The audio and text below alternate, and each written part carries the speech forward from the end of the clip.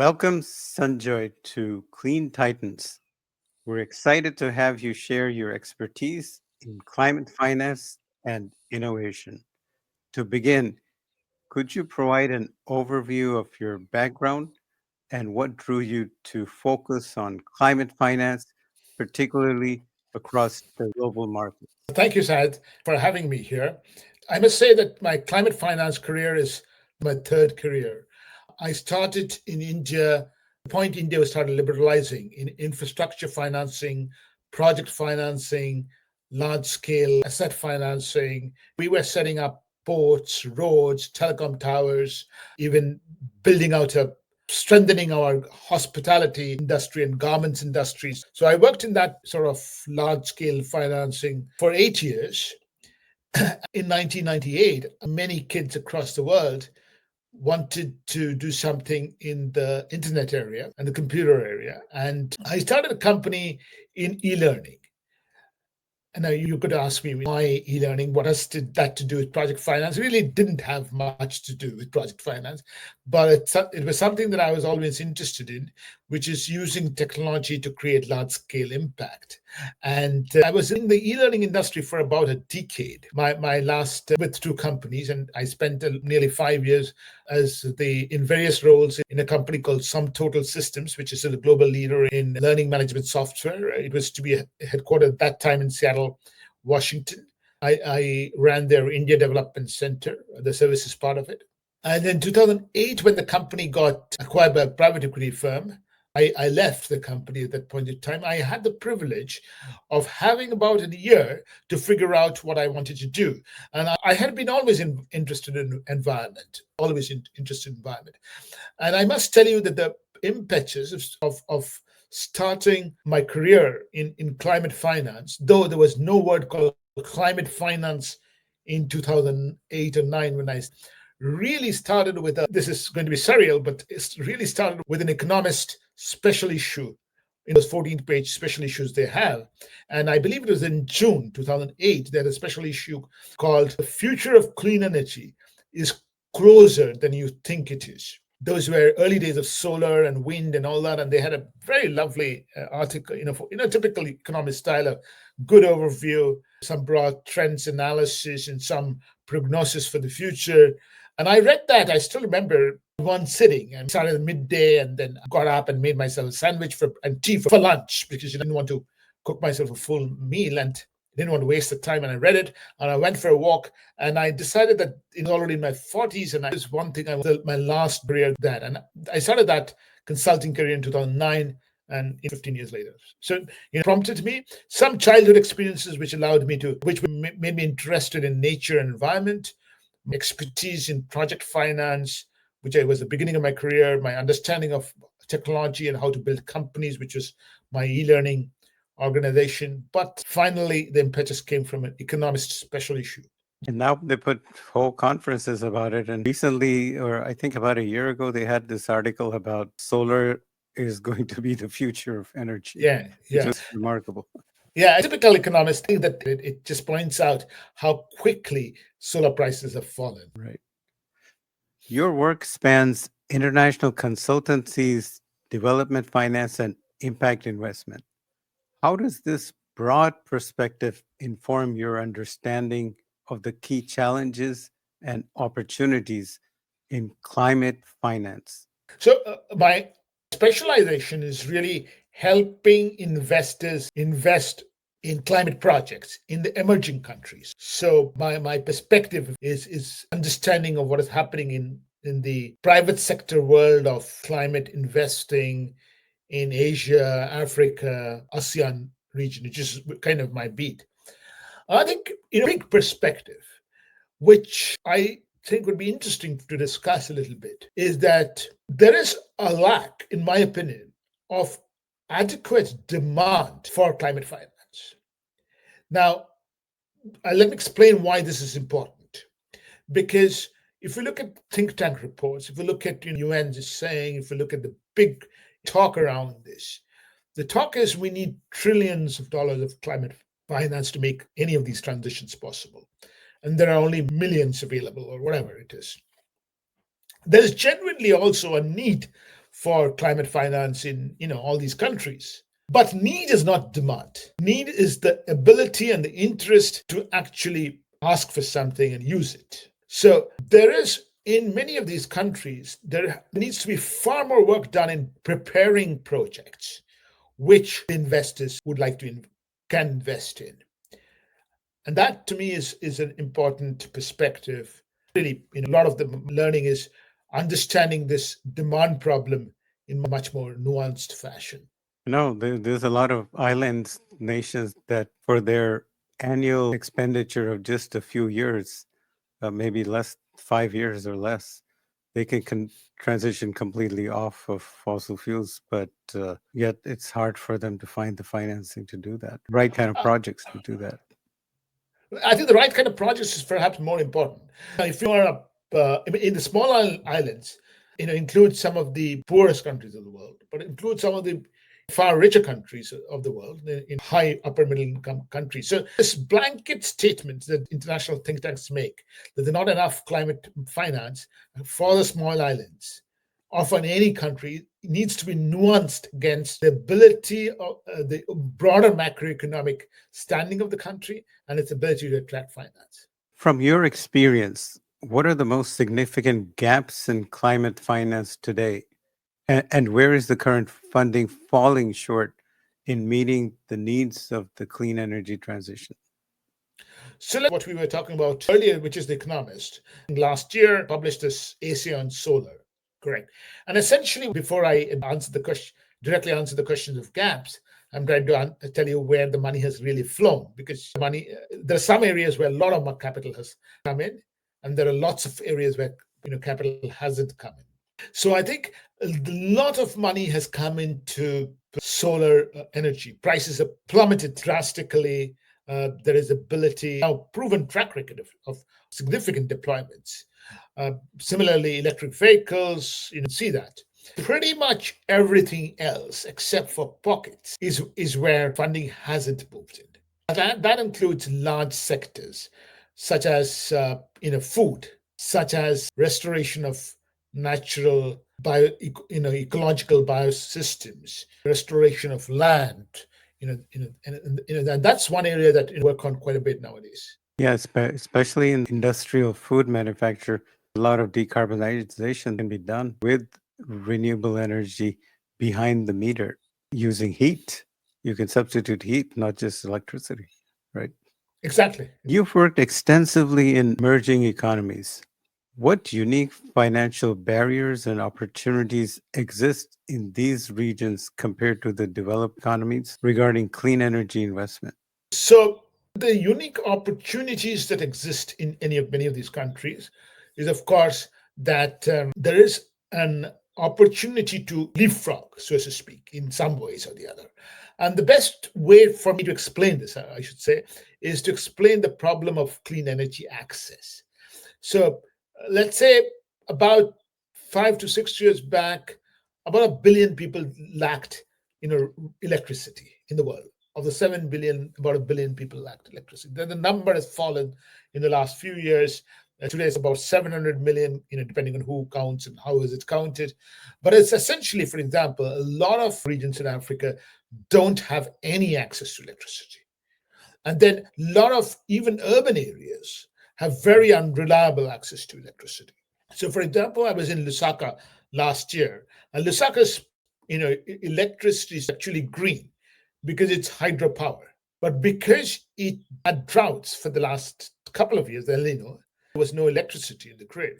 And capital city like Lusaka, and this nobody talks about in the international press, capital city like Lusaka, people went without power for 72 hours at a stretch.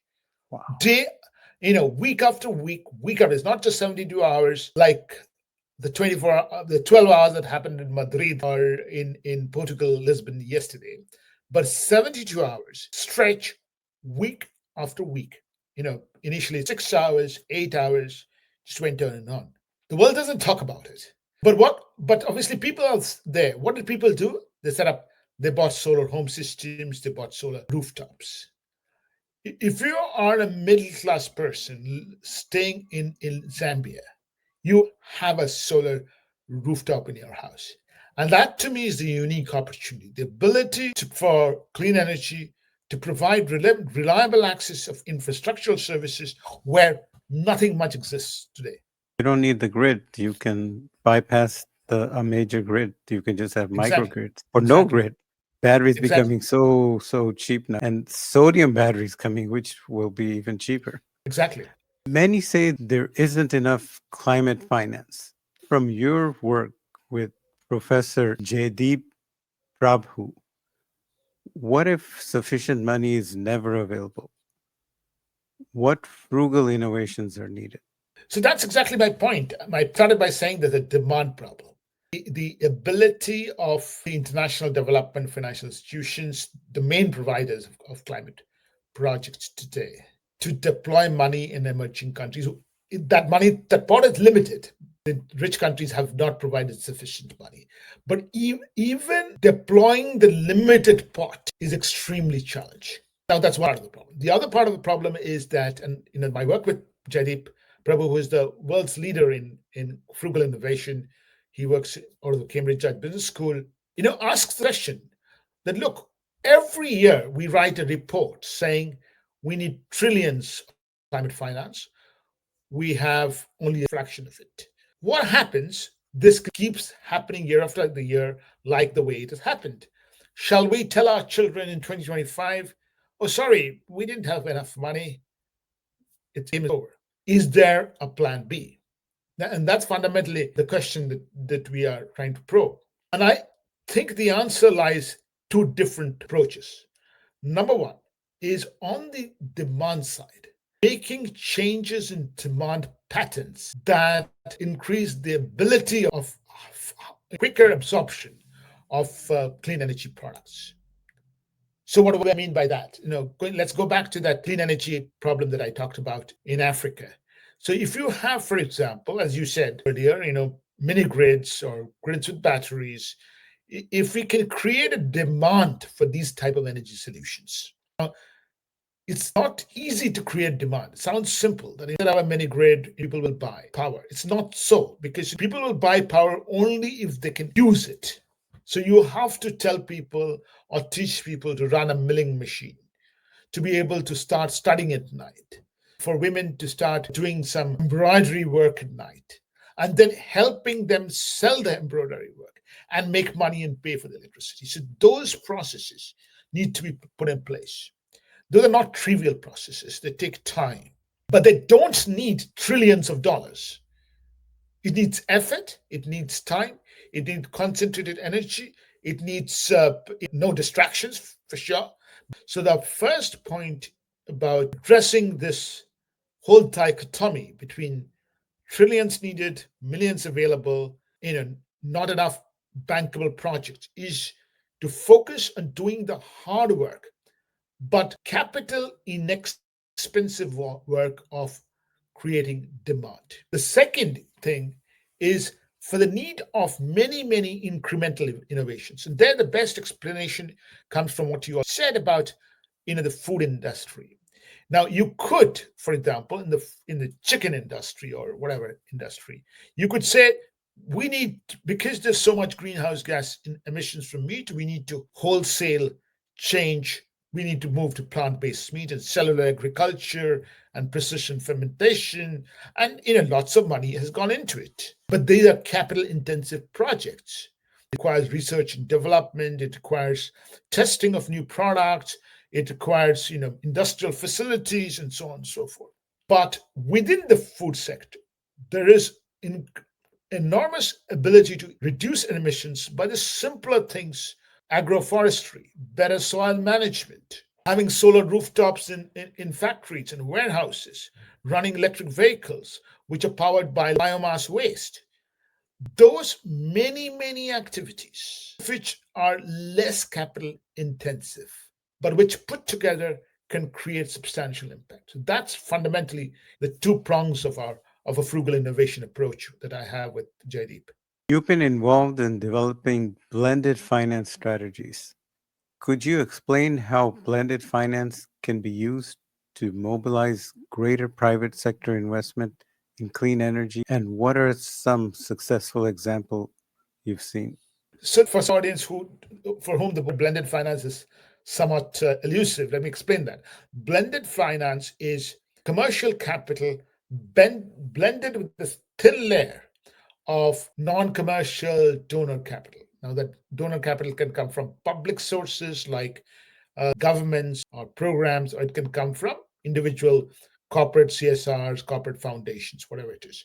But the small layer of concessional capital, which will bring in the larger amounts of private capital. That's blended finance. Now, blended finance can be used to mobilize private capital in several ways. The one that is sort of been very prevalent actually is the guarantees program. A financial institution lends to a clean energy company or a climate company. It's too risky, and the sort of concessional capital provides a guarantee. Now, so let's say you have a guarantee of, let's say, just because of the way private financial the industry works, you can lend 50 million against a guarantee because not all loans will go bad. So there's a leverage there straight away. So guarantees is one example. The other is, of course, technical assistance, which is a work I often do. That is, let's say a international development institution provides a line of credit to a bank in any emerging country. It would provide some concessional grant to hire a consultant to be able to train the financial institution, understand, what is about to report, how to deploy that line. So that's the second part of it, which is capacity building. The third, which is also equally interesting, I mean, there's several, but the one I really that I find interesting is this concept of pay for success, just results-based financing, and so on and so forth. So essentially what happens is that if the borrowers from the financial institution, the clients, if they achieve certain goals, for example, they reduce energy usage, or they adopt certain circular economy, they get a subsidy on the interest. So the interest they have to pay is, let's say, 12%, 13%. They would now have to pay 9%, but they would get the money at the end of the project. So they have the incentive to do all the good things during the project so that they get this part of the money at the end of the project. Any successes Many, example? many successes. I do have to plug in my own podcast on this topic, and I have this really wonderful podcast with a gentleman from SNV who has discussed this, Martin Veen. He's explained very clearly how the results-based financing worked for to help these clean energy access companies sell in Kenya and Tanzania. It's got really interesting explanations of how that can be designed and so on and so forth. So that's definitely worked. But there are I'll give more international development financial institution programs which I have got involved with. One is KfW, which is a German development bank for your audience who does not know them. They provided a line of credit to an Indian financial institution for lending in these rural projects. And they had exactly all those components. They had a guarantee, they had technical assistance to help this large renewable energy financing organization to understand the smaller solar home systems, mini grids in the biogas sector. So they had the technical assistance, and then they had a results-based financing. Then there was the other very interesting line that AFD, French Development Bank, in partnership with KfW again and the European Union, did in Bangladesh, environmental upgradation of the garment industry. And that is very interesting design because the money came from AFD to Bangladesh, and Bangladesh Bank selected about 14 financial institutions to provide those loans to their clients. And there was a significant results-based subsidy component. So if the garment companies achieved those energy efficiency and circular economy projects, achieved the successful projects, they'd have to pay a really low interest rate. So there are several interesting examples of where this has worked. There was a project to electrify rickshaws in Bangladesh. Were you in any way involved in that? So again, an interesting example of innovation.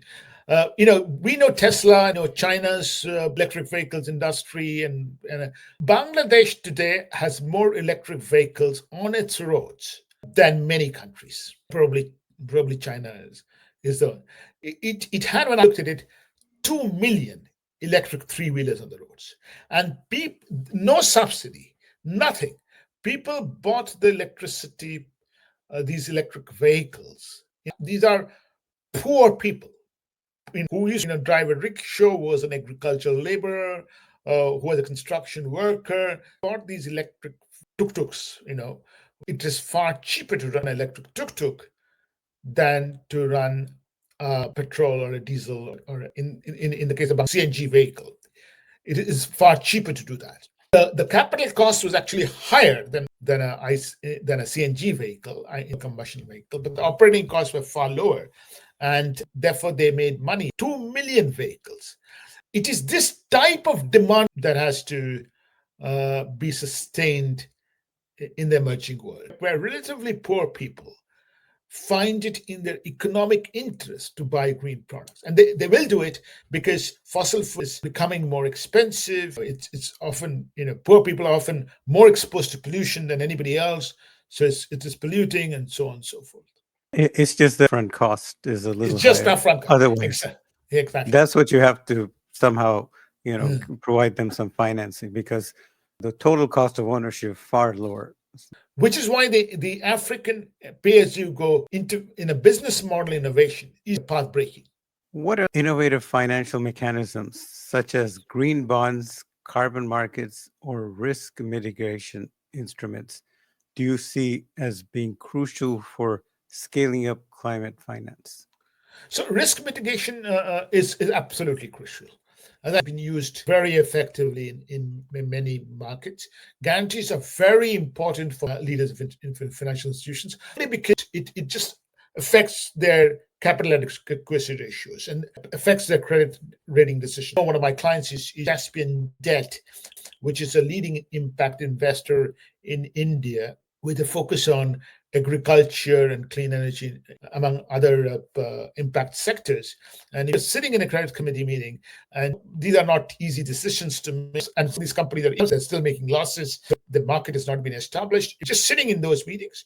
If you have a guarantee, it just makes decisions far more easy. So guarantees are absolutely essential, and there are good examples of guarantees in the world. But other one you talk about is green bonds. Now, green bonds, huge market. Do they have any pricing advantage? Really, no. Are the transaction costs lower than other bonds? Probably no. I think that's really what needs to happen for green bonds to create real impact. So today, I think a lot of green bonds have gone financing large scale solar plants and large scale wind plants, which are relatively easy to finance. But when it comes to financing the other sectors, the harder sectors, transaction costs have to come down, and there has to be some pricing differential. And then there's the other one that you mentioned, risk mitigation and the carbon pricing mechanism, right? I've been involved with clients with carbon projects since 2005. And I did a carbon was the second largest market for the CDM, right? And I had a client, I remember him, very innovative project around financing around a green sort of CDM project, which was involved in what we now call the hard to decarbonize sector, the aluminium industry. They did get a CDM registered project. The client also told me later that this is the first and last time he'll ever go through the process. It was so transaction heavy. Maybe things have improved, because I do see nonprofits, get carbon credits for projects all over the world. But I still think that unless these transaction costs are made much more simple, for them to have substantial impact is very, very hard. There are some divestiture campaigns where people are trying to own bonds that are carbon free. Maybe the green bonds have a market. It Excuse me. definitely is an existing large market. But as I said, gone large, lead to financing these large scale renewable projects. How can we ensure these innovative mechanisms are accessible and beneficial for projects and communities in developing nations? We have to democratize this. And goes back a little bit, my second part of my career, which is e-learning, right? And I think, what happens in many of these projects, you look at the MDB taxonomy. or the European Union taxonomy. Dense language. But running into 300 pages. EU taxonomy, then you have the MDB taxonomy, then you have the climate bond taxonomy, and the green loan bonds. And you think about a lady in a general bank manager in Accra, Ghana, even in Mumbai, right? Place he has spent. I know many of these people. I know they're my friends and my colleagues. I've worked with them. I've drank tea and more with sitting down with them, and they have built their careers, 20, 30 years of career in credit appraisal, raising loan money, lending money, and so on, meeting national government regulations. Is it possible for them to read a 300-page document by a climate person and any sense out of it? It's just ridiculous. The barriers in the path of implementation. We have to make this language simple. We have to make it accessible. It doesn't require trillions of dollars. It requires basic learning content, small videos, great podcasts like the one you're doing, things like that. What are the key factors that currently hinder greater participation and commercial bank and institutional investors in clean energy projects? And how can these be addressed? So I think there's two problems. One is a lot of said, whether it's in Accra, Ghana, or in Mumbai, I've been in places that stayed in, but even in places like Singapore, people don't necessarily understand climate projects. Let me say that in HSBC or a Barclays in London, right, has, I'm probably not exaggerating, has 10 climate scientists in their team here in London. The large bank in any of these countries has a 1.5 person in their climate finance team, correct? I think we have to empower these 1.5 people and help them mainstream these innovations within their own organizations. The other is, of course, as I go back and I keep hopping along on this like a broken record, there has to be demand for more of these places. So their clients have to come up and say, okay, well, I've been manufacturing my life, denim all. Now I've figured out a process of collecting old jeans from all over the world and bringing it to my factory and using it as a circular economy input. And clients have to do this. Nobody, and if bankers are fairly, very intelligent people, if they see clients asking for a certain money for a certain type of project, they will very quickly learn about that. How can we better align the financial incentives of private investors with the long term goals of the clean energy transition? So the way to do that is blended finance, because the private commercial investors are interested in they are interested in financial returns. They're not interested. I mean, you can say ESG or whatever it is, but it boils down to, and they will use the political flavors of the day when it suits them, and not use them when it doesn't suit them. But they want financial returns, and that's because Adam Smith said this very clearly. That if a butcher or whatever, carpenter worked in their self-interest, markets would work perfectly. It's fine. The long-term interest of the energy transition has to come in by being able to provide the demonstration of these projects to meet financial goals by step project, the capacity building, the feasibility studies, the creating the first partnerships for rollout, for in the research and development before that, providing the results-based success incentive structures to entrepreneurs, reprocessing garment, start factory. That's where alignment will be built. What role do you see for fintech and digital finance solutions in streamlining investment processes and reducing transaction costs in climate finance? I haven't seen too much fintech and digital really being used, for clean energy. But having said that, in the market in pay-as-you-go in Africa, a lot of the customers started using pay-as-you-go and mobile money before they had a bank account. So it did provide some amount of credit score against which other loans could be provided. But clean energy provided sort of the fintech movement and not the other way around. Just to be, from what I have seen. So for me, it's not exactly fintech, but to me, one I want you to think about maybe is what I call the democratization of finance. And I've worked with a couple of investors, especially in the UK, called Charm Impact. I don't know whether you've heard of them, and Energize Africa. They're essentially, crowdfunding platforms for impact projects. As I sometimes said, investors, because it's difficult for large investors, not necessarily commercially oriented. Their first focus is commercial returns. To invest in, let's say, a solar cold storage processing unit in Nigeria. It's too risky, it's small transaction costs, and so on and so forth.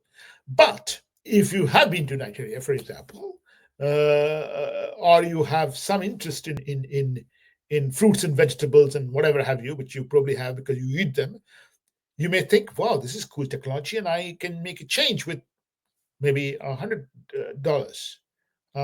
$200.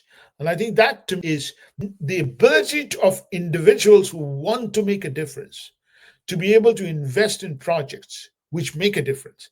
To me, is the role that I see this type of. Kiva does a lot of those, and people can Exactly, invest in clean energy through Kiva. exactly, And I think in some projects, like in Kenya, I believe they use these motorcycles for taxi.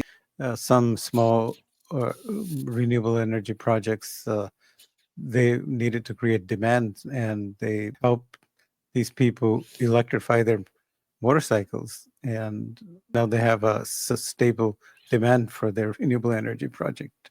exactly. You've worked on developing the capacity of financial institutions to deploy climate finance. What are the essential skills and knowledge that financial professionals need to effectively assess and manage climate related risk? So before we come to risk, let me financial institution managers, like any manager in the world at this point in time, are driven by growth.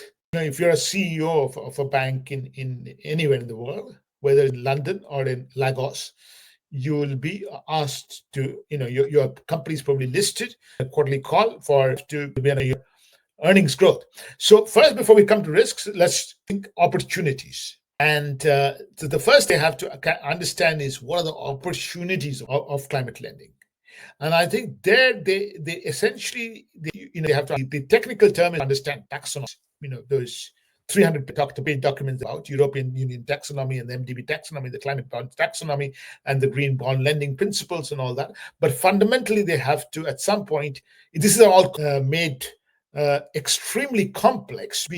It's been because whenever a discipline comes in, there's an incentive on the part of some people to put up barriers, right? But they have to understand this in a common sense way, that we can finance renewable energy, that our which is a solar park or whatever, we can finance one of existing hotel client to set up a green building. We can finance our existing bakery unit to have an energy efficient oven. Simple things. They get it.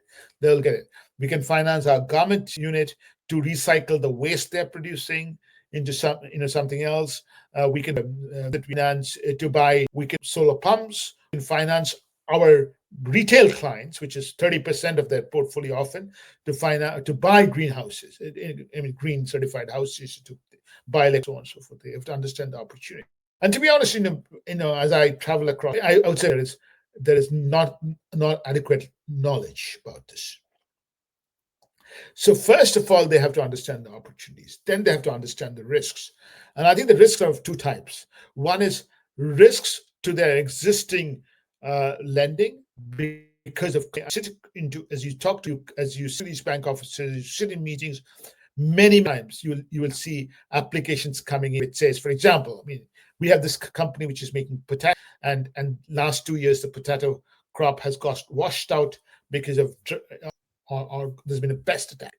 So that's the type of climate risk that they have to understand. And then they have to understand that some of the green lending can itself have certain risks. You lend in electric vehicles, 2 million vehicles in Bangladesh. You start lending to them. Somebody has to think about the battery recycling. and how should that. So I think just understanding those risk things become hard. Understanding of the in risks to the existing portfolio, that is the one thing that I think is not common sense, because climate projections may change, and because of Latin American, you're a bank in Latin America, you're lending in coffee. Because of climate change, certain parts of Brazil, coffee cultivation will become unsuitable. But in parts of Argentina, coffee cultivation will become more suitable. So there's no way but to engage on the somewhat complicated subjects. Now, how should banks do that? I think that what banks should do is to start, sponsor working with the research organizations in their country. In the sense, simple things, sponsoring a yearly roundtable. Go back to my favorite topic: sponsor a learning package for your bank managers. Simple stuff, but these are complicated steps. But the steps that earlier you can take those steps, the better it is. How can we improve the standardization and transparency of climate related financial disclosures to enhance investor confidence and facilitate capital flows? So today, if you look at it, there are several fairly good guidelines for disclosures. I mean, and to have all their own taxonomies have reporting sort of guidelines. Then there are national guidelines. The guidelines themselves are not easy for institutions to implement. So that's one problem. So there has to be some amount of like the capital adequacy norms during the multiple financial crises that we've had, right? So we need support for these financial institutions to be able to implement those reporting guidelines within their organization. Just making these guidelines and expecting financial institutions to be able to understand them and deploy them in terms of reporting, very hard. It's not going to happen. So, just that environment that enables them to learn what is material to them. How do I assess the risks that are important for me? How do I sort of get a measure of those risks? In my opinion, fairly critical points, and I think that fundamentally is it.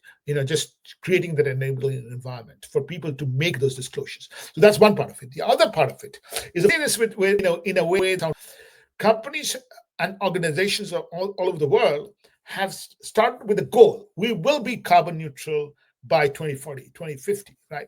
It's like if you are obese and you say, my goal is to run the Boston Marathon, right? People will first take it, people will say, wow, you're very, we encourage lofty goal, having this, how inspirational it is. Then they will be skeptical. And then when you fail, which you probably will, they will laugh at you, and that's exactly what is happening in the space. So the companies have made these fairly goals very, very hard, because they involve changing of the whole economy, the changing of their whole business systems, and so on and so forth. And now a whole bunch of activists this are essentially saying, are criticizing them, because those goals are very, very difficult. It is much if you start it with the process, that here are the three things that I'm going to do in the next 3-4 years. Here are the diet changes that I'm going to make, to take the Boston example. Here are the Saturday runs I'm going to have. Here are the walks that I'll do, to be able to figure out a way of running a marathon. And now nobody wants to do that, because people are under pressure that we have to cut emissions by 2050. So there is that incredible pressure coming on organizations.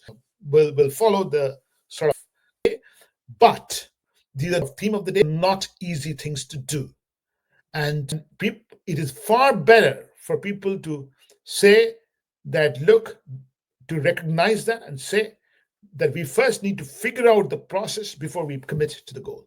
What role can international collaborations and partnerships play in building capacity and sharing best practices in climate finance across different countries and regions? So there are in climate finance, at least among the institutions, which is largely my area of work, a lot of things. So there's a whole bunch of stuff that are happening in Europe and North America, even large multinational firms is not to emerging countries. I give the example of a multinational bank in London, which has 10 climate scientists. How many climate scientists in Singapore? None. Forget other Asian countries. I think the first thing would be for the ability for these large multinational organizations to be able to quickly get out their expertise from the areas of the headquarters to areas where it is really needed, which is in Asia, Africa, and so on and so forth.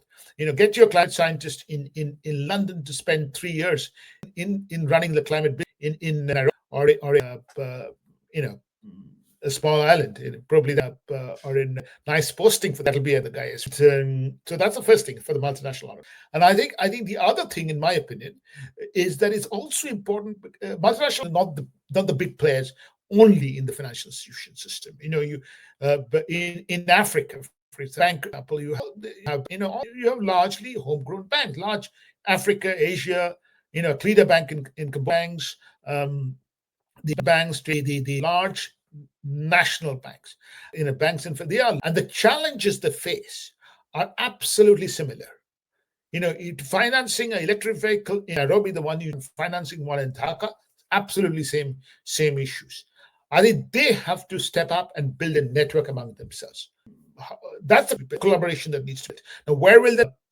I think there are enough financial capitals in the world: Singapore, Dubai, London, Switzerland, where these networks should be built. You worked on projects related to off grid solar and sustainable consumption. What are the specific climate finance needs and opportunities within these sectors, and how do they differ? So, in a sustainable consumption, of course, is a different ball game. Food, which is lower emissions, seasonable. I think the finance needs are far lower than the behavioral change needs.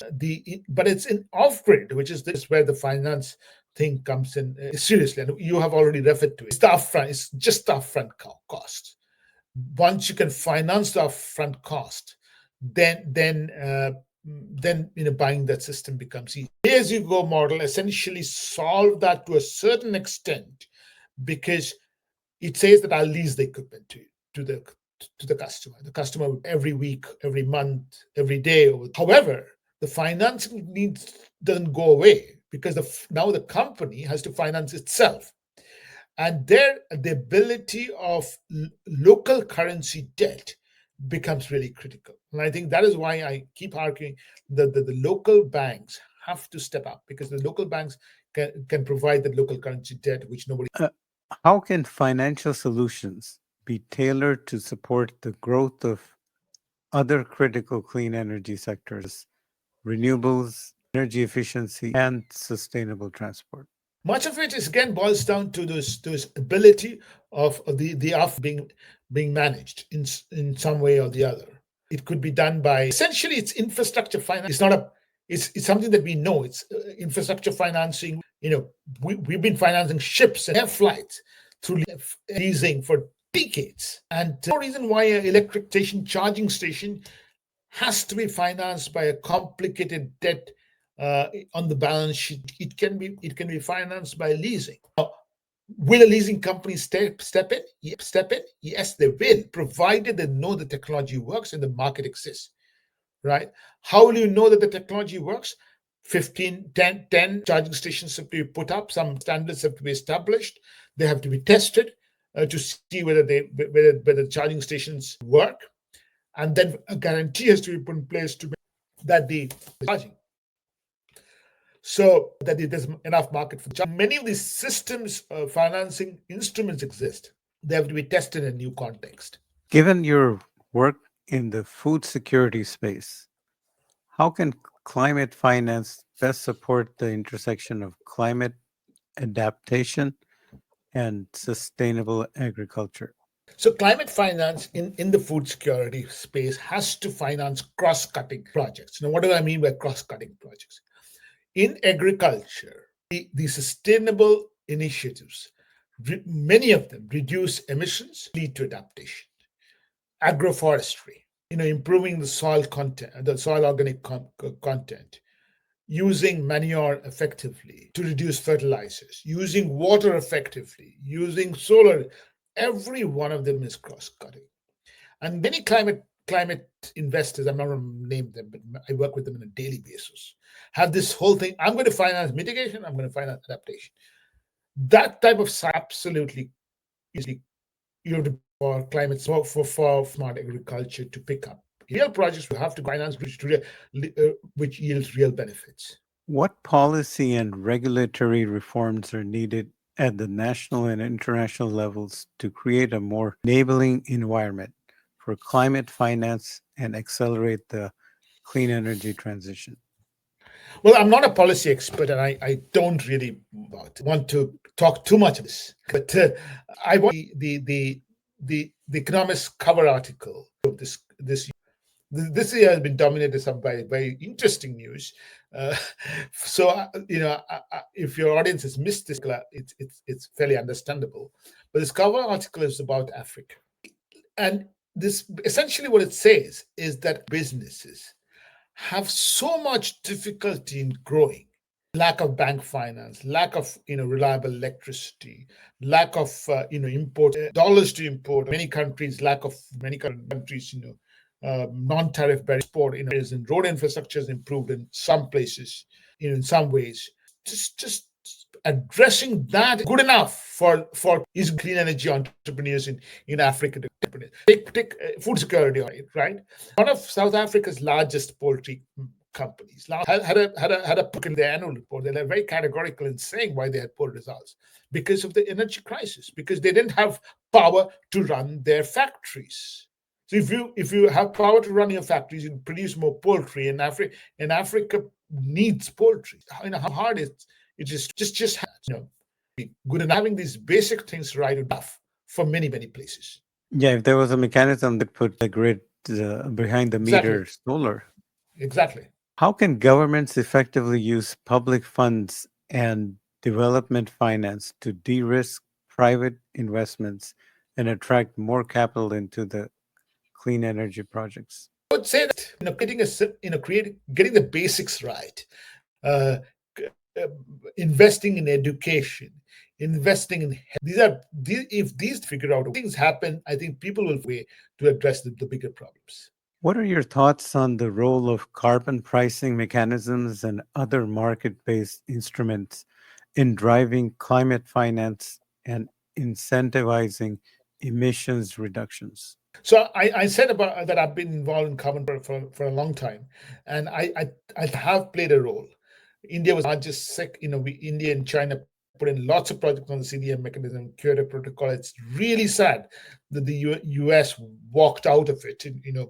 Even before they have walked out of Kyoto Protocol. It disrupted the carbon markets. The voluntary carbon markets have come back. I understand carbon prices are getting there. My only message, I'll repeat again, is transaction costs have to reduce. Looking ahead, what are the most promising trends and innovations in climate finance that you believe will shape the future of investment in clean energy? Clean energy and overall climate. I think there's been a fair around implementing taxonomies at the national level, and I think IFCs helping many countries will be being stamped by the just and these countries. Central banks into banks typically will follow them and report on them. So simple stuff, but will just help create that understanding of opportunity, which we are coming in. We will see more climate finance coming in from the mainstream commercial in the emerging world. Advice would you give to what are young professionals and entrepreneurs who are looking to enter the field of climate finance and contribute to the clean energy transition? I have just one advice, which person, I think for a resist at your age and my age, we should from giving advice. By the way, because we're bequeathing a pretty, for a young person today, entering in, there is no taking away from it in the years. It's going to be extremely challenging. So if you are 25-year-old, if you're 30-year-old today, if you're 18 today, by the time you come to my age, you'd have seen through very, very, I would doubt. But I point out people that what has got into this mess, what has their generation, what we have done to get their generation into a mess, is in my opinion, a couple of things. One is we haven't sort of networks built what you called earlier, the question that you had asked earlier. What is the network that we should build? If I from this be our stake and say I to go out and learn from people from across the world, people who are different from us. Yeah, there's a lot of disruption coming. Nice. Well, Sanjoy, thank you so much for sharing your valuable insights. How can our audience learn more about your work? So easiest thing for to reach out to me is LinkedIn. So just type Sanjoy Sanyal LinkedIn. I should come up very quickly. The other way is to look at my website, www.regain paradise, as in from the poem. We'll And include a link in the descriptions as well. thank you. And to our viewers, thank you for joining us on Clean Titans. Please subscribe and follow us for more insights into the cleaning up of our future. Please tell your friends, and if you have questions, please ask in comments.